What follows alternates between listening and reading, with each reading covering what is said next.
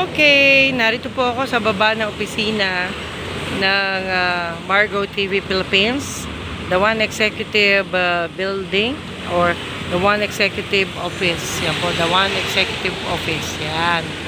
At of course, napakataas niyan. Okay. So, inintay ko po ang aking piloto kasama ang aking mommy. Yan. At of course, naghintay po tayo para tayo po ay pupunta sa susunod na meeting diyan po sa Fisher Mall. Imimit natin si Attorney Cres Pedrosa.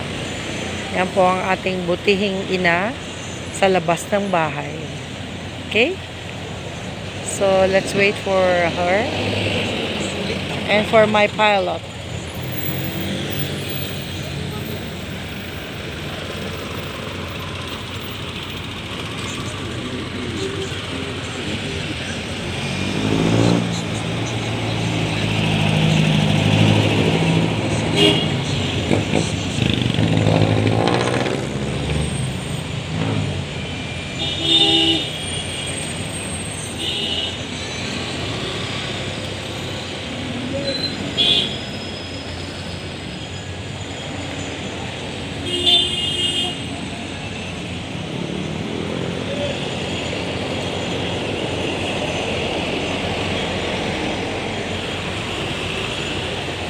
Grabe dito.